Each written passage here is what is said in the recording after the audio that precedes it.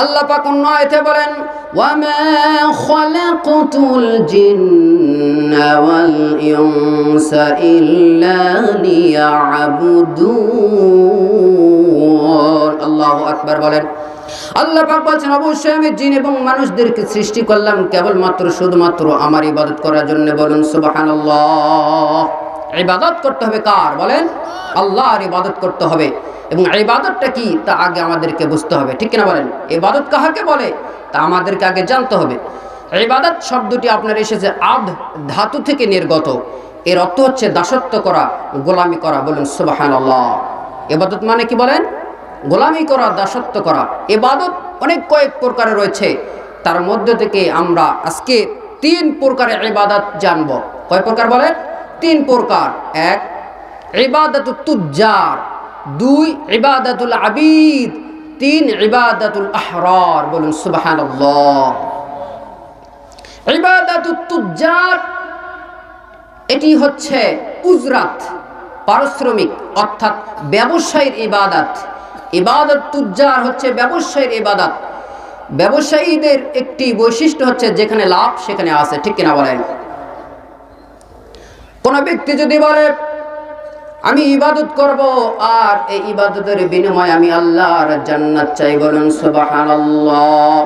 বান্দা ইবাদত করবে আর এই ইবাদতের বিনিময়ে আল্লাহর জান্নাত চায়, এই রকম ইবাদত করা যাবে কি যাবে না? বলেন অবশ্যই যাবে। এটি হচ্ছে ইবাদাতুত তুজ্জার, বিনিময় ব্যবসায়ীদের ইবাদত। আমি আল্লাহর ইবাদত করব, এর বিনিময়ে আমি জান্নাত চাই। বলুন সুবহানাল্লাহ।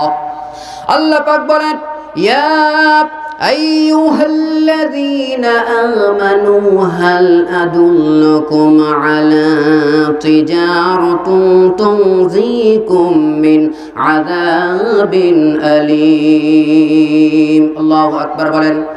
আল্লাহ পাক বলছেন ইয়া আইয়ুহাল্লাযীনা আমানু, হে ইমানদারগণেরা, হাল আদুল্লুকুম আলা তিজারাতিন তুনজিকুম মিন আযাবিন আলীম।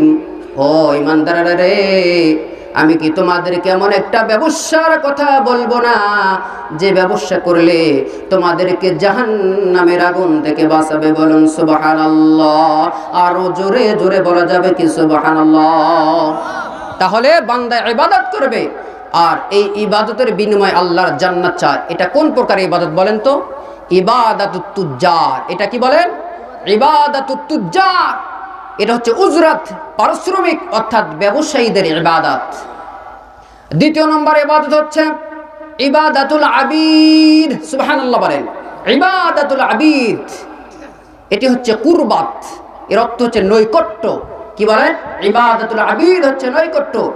বান্দা ইবাদত করবে, ইবাদতের বিনিময়ে জান্নাত চাই না, কিন্তু সেই জান্নাতের মালিকের নৈকট্য চাই। বলুন সুবহানাল্লাহ। যে রব্বুল আলামিন যার উসিলাতে জান্নাত তৈরি করলেন, সেই জান্নাত যার উসিলায় তৈরি করলেন, সেই নূর নবী মুহাম্মদ সাল্লাল্লাহু আলাইহি ওয়াসাল্লামের কদম মোবারকে একটু জায়গা চাই। বলুন সুবহানাল্লাহ। এটি হচ্ছে ইবাদাতুল আবিদ। এই ইবাদতটা কি বলেন? ইবাদাতুল আবিদ। এই ইবাদতটা করতেন সাহাবীরা। বলেন সুবহানাল্লাহ। সাহাবীরা ইবাদতটা করতেন। একজন সাহাবী আল্লাহর নবী মুহাম্মদ সাল্লাল্লাহু আলাইহি ওয়াসাল্লামের কাছে বললেন, আল্লাহর নবী তাকে বললেন, ও সাহাবী, তুমি আজকে আমার কাছে যা চাইবে আমি তোমাকে তাই দিব, তুমি বলো কি চাও? আল্লাহর নবী কি দিতে পারতেন কি পারতেন না? বলেন। আল্লাহর নবী বলেছেন, আমি যদি চাইতাম এই মক্কার তুর পাহাড়, যত মক্কাতে এবং মদিনাতে যত পাহাড় আছে, এই পাহাড়গুলি স্বর্ণ হয়ে আমার দুপাশে তারা যেত, যদি চাইতাম সঙ্গে সঙ্গে স্বর্ণ হয়ে আমার দুপাশে তারা উড়াউড়ি করতে। বলুন সুবহানাল্লাহ। এই জন্য নবীজিকে বলা হয় দু জাহানের বাদশা। কি বলা হয় বলেন? দু জাহানের বাদশা। তিনি কে? রাহমাতাল লিল আলামিন, ঠিক কিনা বলেন? নবীজি আমার মুহাম্মদ সাল্লাল্লাহু আলাইহি ওয়াসাল্লাম তিনি ওই সাহাবীকে বললেন, ও সাহাবী, তুমি যা চাইবে আমি তোমাকে তা দিয়ে দেব, তুমি কি চাও? সাহাবী বললেন, ইয়া রাসূলুল্লাহ, ইয়া হাবিবাল্লাহ, নবী গো, আমি দুনিয়ার কোনো ধন সম্পদ চাই না, দুনিয়ার কোনো সোনা দানা চাই না। ইয়া রাসূলুল্লাহ, আমি চাই জান্নাতে আপনি নূর নবী মুহাম্মদ সাল্লাল্লাহু আলাইহি সাল্লামের কদম মোবারকে একটু জায়গা চাই। বলুন সুবহানাল্লাহ, আরো জোরে জোরে বলুন না সুবহানাল্লাহ। এটি হচ্ছে ইবাদাতুল আবিদ। এটি কি বলেন? ইবাদাতুল আবিদ, কুরবাত। এটি হচ্ছে নৈকট্য, সেই জান্নাতের মালিকের নৈকট্য চাই। বলুন সুবহানাল্লাহ। এরপরে তৃতীয় নম্বরে ইবাদত হচ্ছে ইবাদাতুল আহরার। সুবহানাল্লাহ বলেন। এই ইবাদত সবচাইতে উত্তম ইবাদত। বলুন সুবহানাল্লাহ। ইবাদাতুল আহরার, এটি হচ্ছে নবীগণরা করতেন, সমস্ত নবীগণেরা এই ইবাদতটা করতেন। আম্মা জান হযরত আয়েশা সিদ্দিকা রাদিয়াল্লাহু তাআলা আনহা, তিনি একদিন আল্লাহর হাবিবকে বললেন, ইয়া রাসূলুল্লাহ, ইয়া হাবিবাল্লাহ, নবী গো, ইয়া রাসূলুল্লাহ, আল্লাহ পাক আপনাকে এত কিছু দিয়েছেন। আল্লাহ পাক আপনার আগের গুনাহ, পরের গুনাহ, কিচ্ছুই গুনাহ সব কিছু মাফ করে দিয়েছেন। আপনার কোনোই গুনাহ নাই, আপনি সর্বশ্রেষ্ঠ মানব। আপনার গুনার কথা তো ভাবাই যায় না। ইয়া রাসূলুল্লাহ, আপনার শাফায়াত ছাড়া কোন একটি বান্দা জান্নাতে যেতে পারবে না। ইয়া রাসূলুল্লাহ, তাহলে আপনি কেন সারা রাত্রি দাঁড়িয়ে দাঁড়িয়ে নামাজ আদায় করেন? আপনি দাঁড়িয়ে দাঁড়িয়ে নামাজ আদায় করেন, আপনার পা মোবারক ফুলে যায়।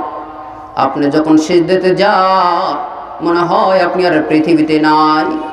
এত দীর্ঘ সিজদা আপনি দেন ইয়া রাসূলুল্লাহ, আপনার পা মোবারক ফুলে যায়।